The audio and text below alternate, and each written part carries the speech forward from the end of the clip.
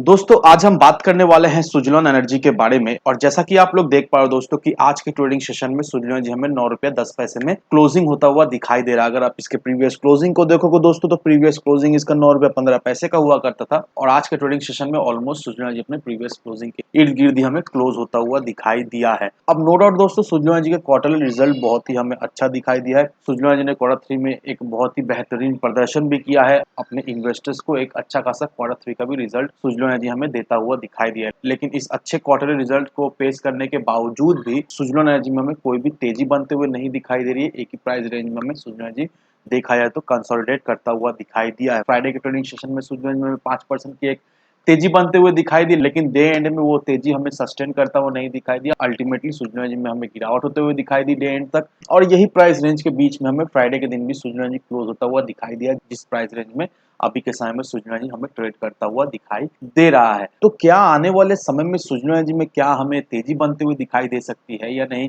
तो होपफुली दोस्तों इस वीडियो के माध्यम से आपको ये क्लियरिफिकेशन मिल जाए, क्योंकि दोस्तों इस वीडियो में आपको एक बहुत ही बेहतरीन न्यूज दिखाने वाला हूँ। एचएनआई से रिलेटेड एक न्यूज सामने निकल कर आया है और उस न्यूज को देखने के बाद आपको ये क्लियरिफिकेशन मिल जाए कि आने वाले समय में सुजलॉन एनर्जी में हमें तेजी बनते हुए दिखाई दे सकती है। अब आज के ट्रेडिंग सेशन में सुजलॉन एनर्जी में हमें कोई भी तेजी बनते हुए नहीं दिखाई दी।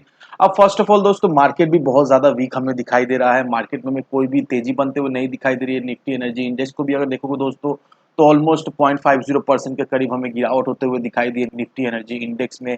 और जिस इंडेक्स को सुजलॉन एनर्जी बिलोंग करता है दैट मीन्स निफ्टी 500 इंडेक्स, उस इंडेक्स में भी हमें ऑलमोस्ट 0.81% की एक गिरावट होते हुए दिखाई दे रही है आज के ट्रेडिंग सेशन में। तो ऑल ओवर देखा जाए तो बाजार भी फेवर नहीं कर रहा है। एक अच्छा क्वार्टर रिजल्ट देने के बावजूद भी सुजलॉन में हमें कोई भी तेजी बनते हुए नहीं दिखाई दे रही है। लेकिन अभी के समय में ये जो सुजलॉन एनर्जी हमें कंसोलिडेशन फेज से गुजरता हुआ दिखाई दे रहा है, इसे देखकर आपको बिल्कुल ही घबराना है नहीं। क्योंकि दोस्तों एक चीज का ध्यान रखना कि इस क्वार्टर का रिजल्ट जो सुजलॉन एनर्जी ने पेश किया है, सुजलॉन एनर्जी का जो कंसोलिडेट नेट प्रॉफिट है वो इस क्वार्टर हमें डबल होता हुआ दिखाई दे रहा है। ऑलमोस्ट 78.28 करोड़ का होता हुआ हमें दिखाई दे रहा है। तो देखा है तो सुजलॉन एनर्जी का कंसोलिडेट नेट प्रॉफिट हमें अच्छा खासा बढ़ता हुआ दिखाई दे रहा है। सुजलॉन एनर्जी का ईपीएस में भी हमें एक ग्रोथ होते हुए दिखाई दे रही है। सुजलॉन एनर्जी का ईपीएस जो है वो ऑलमोस्ट हमें 0.04 रुपीज के करीब हमें बढ़ता हुआ दिखाई दिया है। प्रॉफिट मार्जिन में भी इस क्वार्टर में सुजलॉन एनर्जी में हमें एक अच्छी खासी ग्रोथ होते हुए दिखाई दी। ऑलमोस्ट 2.4% की एक ग्रोथ हमें प्रॉफिट मार्जिन में होते हुए दिखाई दी है सुजलॉन एनर्जी की। और अगर बात करें हम लोग नेट इनकम की, तो नेट इनकम में भी हमें एक अच्छी खासी इजाफा होते हुए दिखाई दी है। 108% की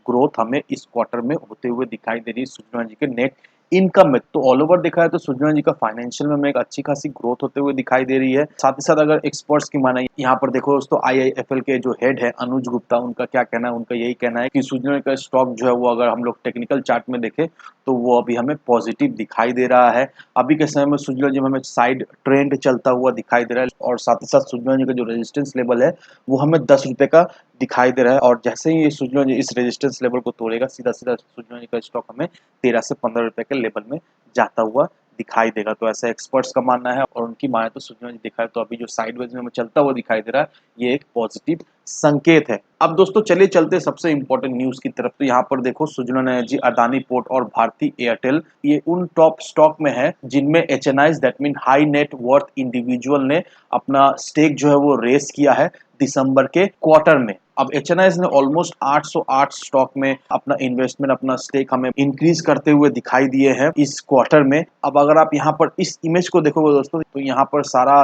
इंफॉर्मेशन दिया हुआ है कि किस किस स्टॉक में कितना कितना इन्वेस्टमेंट एचएनआईज ने किया है, कितना होल्डिंग्स एचएनआईज ने बढ़ाया है। और अगर आप यहाँ पर देखोगे दोस्तों, यहाँ पर देखो सुजलॉन एनर्जी का भी नाम है और यहाँ पर आप देख ही पाओ दोस्तों कितना नंबर ऑफ होल्डिंग्स एचएनआईज ने अपना बढ़ाया है सुजलॉन एनर्जी में। और जो टोटल नेट बाई वैल्यू है वो हमें 646 करोड़ का होता हुआ दिखाई दे रहा है। दैट मीन्स एचएनआईज ने सुजलॉन एनर्जी में 646 करोड़ का इन्वेस्टमेंट किया, अपना स्टेक जो है वो बढ़ाया दिसंबर के क्वार्टर में। तो आप देख लो दोस्तों किस तरह से एचएनआईज ने अपने इन्वेस्टमेंट को बढ़ाया है सुजलॉन एनर्जी में। और ये जो एचएनआईज ने इन्वेस्टमेंट बढ़ाया है सुजलॉन एनर्जी में, ये एक ही चीज हमें इंडिकेट कर रहा है कि आने वाले समय में नो डाउट सुजलॉन एनर्जी हमें एक अच्छी खासी तेजी बनते हुए दिखाई दे सकती है। क्योंकि ये जो एचएनआईज ने इन्वेस्टमेंट सुजलॉन एनर्जी में अपना बढ़ाया है, ऑलमोस्ट 646 करोड़ रुपीस देखा है तो सुजलॉन एनर्जी में इन्वेस्ट किया अपना स्टेक बढ़ाने के लिए। तो ये एचएनआईज ऐसे ही आंख बंद कर या तुक्के में इन्वेस्ट नहीं करते हैं, बहुत ही बारीकी से रिसर्च करते हैं, बहुत ही बारीकी से जानते हैं कि आने वाले समय में किस तरह से उस कंपनी में ग्रोथ उन्हें होते हुए दिखाई देगी और ऐसा स्टॉक ढूंढते हैं जिससे short to medium term as well as long term में उन्हें एक अच्छा खासा रिटर्न मिले। और सुजलॉन एनर्जी में जिस तरह से एचएनआईज अपना इन्वेस्टमेंट बढ़ा रहे हैं, नो डाउट दोस्तों आने वाले समय में सुजलॉन एनर्जी से लेकर कुछ बहुत ही महत्वपूर्ण हमें अपडेट देखने को मिल सकता है, जिससे देखा जाए तो सुजलॉन एनर्जी में हमें एक अच्छी खासी तेजी बनते हुए दिखाई दे सकती है। तो अगर आप सोच रहे हो स्विट्जरलैंड में इन्वेस्ट करने का, तो अभी भी मौका है, अभी भी आप इस लेवल से भी स्विट्जरलैंड में इन्वेस्ट कर सकते हो। लॉन्ग टर्म के लिए होल्ड करके रखो, नो डाउट आपको स्विट्जरलैंड से एक अच्छा खासा मल्टीबैगर रिटर्न तो मिलेगा ही मिलेगा आने वाले समय में। तो इन सारे फैक्टर को कंसिडर करो, उसके बाद ही अपना एक इन्वेस्टमेंट डिसीजन लो। लेकिन दोस्तों मेरी आपसे एक ही विनती रहेगी कि विदाउट एनी डिटेल रिसर्च के बिना कहीं पर भी इन्वेस्टमेंट ना करें। वीडियो अगर आपको पसंद आए तो लाइक सब्सक्राइब जरूर करना। तो चलिए फ्रेंड्स, मिलते हैं हम अगले वीडियो में।